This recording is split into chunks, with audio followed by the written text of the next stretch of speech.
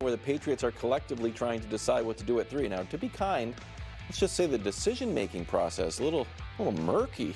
Robert Kraft said as a fan, just as a fan, because he's a fan before he's the owner of the Patriots, he wants to get a QB. And Elliott Wolf, who's the acting GM, because he hasn't been given the job Yes, they interview for it after the draft. Yeah, after the draft. So he knows that, and he's supposed to be the decision maker.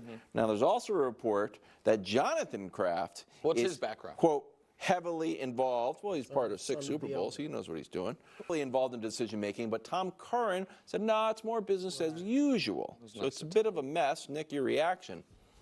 Nobody knows what they're doing. Listen, here's the downside. There is a downside to having a power vacuum, right?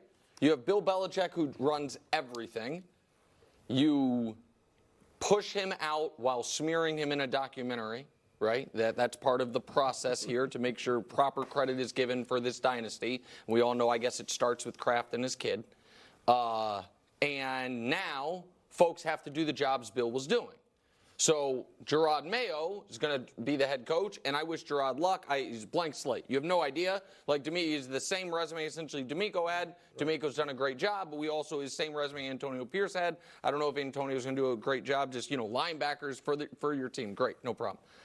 But then who's going to run things? Who's going to do personnel? Well, Robert Kraft's kid decided Ron Wolf's kid's going to do it with the help of Al Groh's kid. Got it. But now Robert Kraft's kid wants to help as well. And in my experience, that typically is not the right structure to make the biggest decision the Patriots will have made for the last 10 years or the next 10 years. Which is what? 10 years. Well, you hope to not. Do you hope to be drafting the top 3 again anytime soon? No, but Okay, so it's a pretty big decision. Pretty big decision. And so, I know what I would do if I were them, which is hold an auction for the pick. But when the boss wants you to draft a quarterback, that probably means you're going to end up drafting a quarterback. And when the boss's son is overseeing the process, they're almost assuredly going to be drafting a quarterback. Yeah, you listed a hierarchy of children, and the hierarchy where you're the owner's son, that one wins. Yeah, no. That's how it works. Yeah. And look, there's no power vacuum. You go and you hire a young head coach, and you hire a young GM to solidify power. And then that power is now solidified in ownership's hands. And I get it. For 20-plus years, they haven't had that ability to insert their ideas, to do the things they want to do, because they had so much success with the way that Bill did it. And I'm sure, like anybody who owns something, they want to be able to have some input on it. And what ownership doesn't realize is that when they make suggestions, they'll say, hey, I'm just suggesting this. It's not a suggestion to the people who are on the football side. It's okay, we better go give him what he wants. Now, if it works, they're like, hey, didn't I have a great idea? And if it doesn't, it's like, it was only a suggestion. Why'd you do that? and that's always the case. Like, well, I thought that's what you want us. I was just suggesting it. And it's not really, I wasn't saying you had to do it. I just thought it might have been a good idea to explore. No, So I think listening to Mangini on this front is really the best any of us could do, because he has direct personal experience. And I think over the years, he's become progressively more honest and forthcoming and more shoot from the hip type of stuff. You might disagree with him on other things, which is obviously fine. But in terms of this type of stuff and some of the more ins and outs and behind the scenes stuff, he does seem to have a pretty good grasp on a lot of the conversations that none of the media knows. Majority of ex-players don't even know. And so, he's got this rare experience, especially being part of the Patriots, of course, with Bill Belichick and all of that. And then also going out on his own for the Jets and, all of that. So I think listening to him makes a lot of sense. And everything he's saying, based off my own personal experience dealing with, owners of various jobs and their children and all of that, things can get a little wonky very quickly.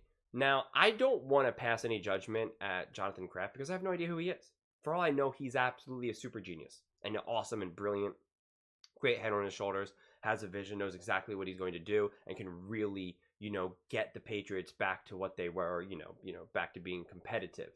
And maybe he is stereotypical super wealthy son of a super wealthy guy, and he doesn't actually really know what he's doing. He's not that smart, and yada yada yada. You don't know, because sometimes these guys who are so successful in their children, they're also really smart and successful because of all of the opportunities that they've been given. They've been given amazing schooling and amazing what's it called? Not coaches, but mentors and stuff like that. They're around, and maybe their dad. Again, I don't know how great Robert Kraft is in a lot of ways, but maybe he's actually an incredibly talented and smart business person and understands these things heavily. Maybe he's learned a lot from Bill Belichick over the years, or Tom Brady. I mean, I don't know. I don't think any of us really knows, quite honestly. We can guess and we can assume, but I have no idea.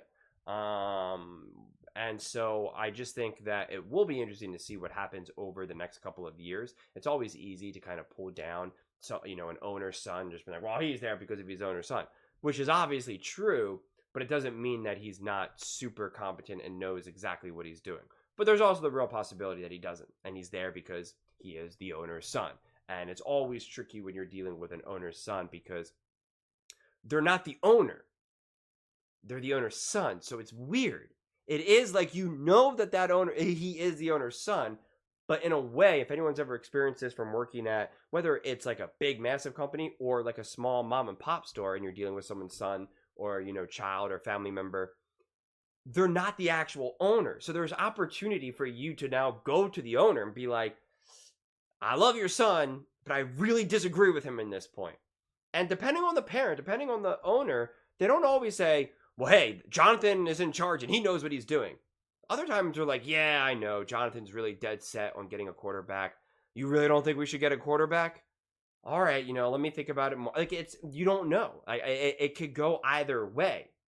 So we'll find out, over the years. I don't know if we're going to find out right away, but we'll find out over the years. But yeah, to me, it's very up in the air, and it's very one way or the other. You either can really work with that son, and that son's either competent, and if he's not competent and you do disagree with him, you're more willing to challenge him because he's not officially the owner. He's the owner's son.